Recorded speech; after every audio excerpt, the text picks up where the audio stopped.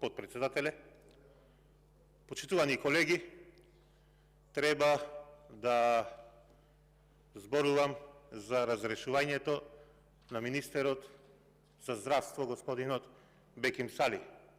Но ниту владата, премиерот има интерес да слуша, ниту во неговото, да го наречам, експозе изнесе зошто го разрешува министерот, дали е задоволен од неговите резултати, иако имаше огромни очекувања и точно пред една година некаде ги изнесе тие големи очекувања за во секторот здравство.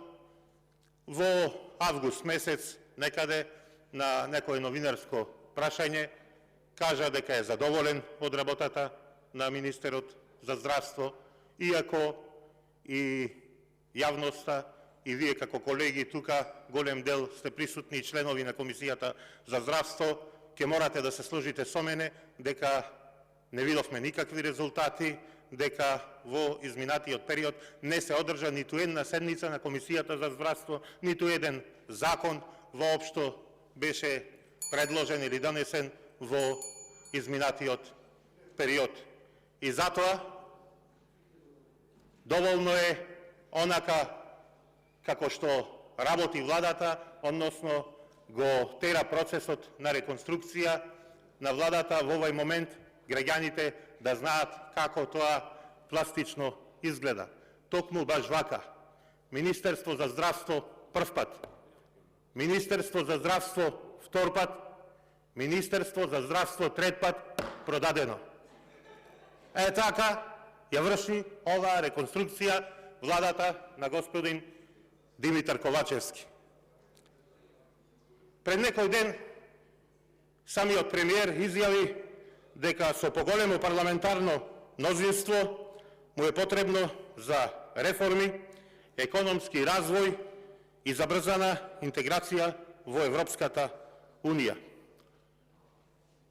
Додадовте дека со вклучување на Алијанса за албанците како коалиционен партнер нов во владата ќе се обезбеделе сите услови за политичка стабилност, унапредување на владењето на правото и борба против корупцијата, како изголемена ефикасност во работата на собранието и институциите. Јас ќе се запрашам и ќе ве прашам и вас. Дали, почитуван премиер, ова значи дека после 6 години практикување на власта на Социјалдемократскиот сојуз и ДУИ, вие признавате дека нема политичка стабилност во државата, нема владење на правото, дека цветаат криминалот и корупцијата, а економијата пропаѓа. Јас ќе прашам, нели блескавме? Нели судството го отворивте како пупка? Од каде сега ова, дека само уште Алијанса за албанците ви е потребна, па за да тргни работата напред? Почитувани претеници од Социјалдемократскиот сојуз и од ДУИ, ако е ова вака како што вели премиерот во неговото експозе, да ве подсетам дека колегите од Алијанса за албанците цело време беа тука и да ве подсетам и нив да ги подсетам дека ве нарекуваа криминалци, дека ве нарекуваа неспособни. Не знам што ве спречуваше, ако толку ви биле потребни за да обезбедите политичка стабилност, за да оди економијата напред, за да одиме кон Европа, зошто порано не си ги вративте во власта? Тука беа луѓето. Вака да му направевте, да му намигневте, ќе ви дојде заедно да ја практицирате власта. Но сето ова било за министерски, директорски фотели, за места во управни одбори и како што и самиот министер за правда си дозволи, се понижи самиот себе си да кажи дека сето ова што го правите е пазар три политика. Овде нема никакви принципи. Овде нема никаква желба за напредок на државата. Овдека се гледа само гол партиски и личен интерес. Почитувани колеги од Алијанса за албанците, со години ги напаѓавте истите овие колеги, истата оваа влада за која сега склучувате договор за коалицирање, со кој за само 10 месеци некаде до наредните избори редовни, велите дека ќе ги оправите работите во државата, дека ќе не внесите заедно во Европа. А до само неколку денови плачевте и молевте да ви ги закажат комисиите кои ги раководите. Тема на дневен ред требаше таму да бидат, а не сакаа колегите да обезбедат кворум, да обезбедат отпочнување на работа на комисијата која водеше почитуваниот колега Халил Сопче, анкетна комисија за почитување на човековите права. Требаше да бидат несреќите во Ласкарци, која сега гледаме се заташкува, несреќата со автобусот на Беса, во која животот го изгубија 45 граѓани на Република Македонија, се поради криминално и коруптивно однесување на оние кои практикуваат власта, а кои сега ќе ви бидат партнери во практикувањето на истата. Требаше да биде тема на таа анкетна комисија тој автобусот кој 130 пати ја поминувал границата без да биде евидентиран, на кој му се давала дозвола да вози, а не исправен. И сега сето тоа се заборави. Требаше да биде тема модуларната болница во која живи луѓе изгореа во болница каде што бараја спас, лек.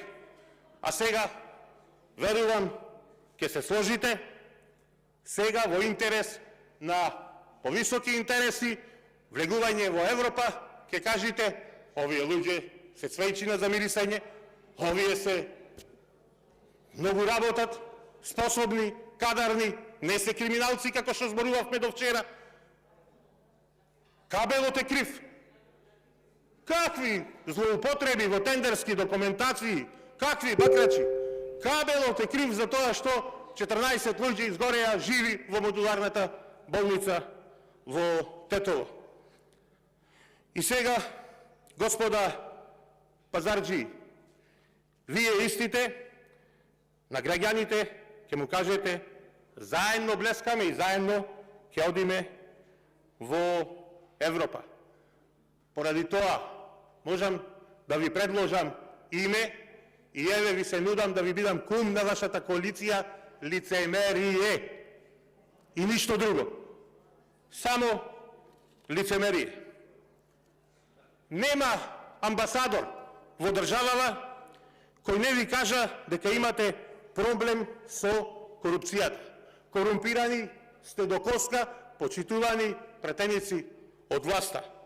Од екс-амбасадорката на Соединетите Американски држави Кейт Мари Брнс, па актуелната незината екселенција Агелер, амбасадорот на Холандија Коп, британскиот амбасадор Метју Лосон, ви порача корупцијата се влошува, не се подобрува. И на крај, во една недела на 2 пати, без воопшто никакви дипломатски ракавици, ве поздрави и ви упати директна порака европскиот амбасадор Гир и ви кажа време е за акција. Зборови, изјави, добри намери не се повеќе ефикасни и не даваат никакви резултати.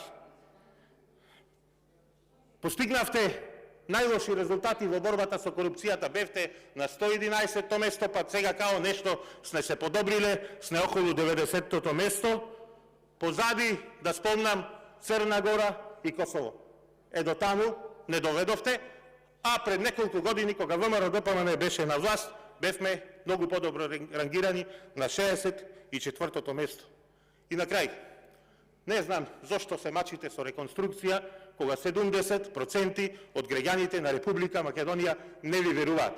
И не го вели ова ВМРО ДПМН, го кажа синот на вашиот пратеник Илија Николовски од Евротинк организацијата, дека луѓето не ви веруваат, сакаат предвремени парламентарни избори, па таму да ви кажат колку, како вредите.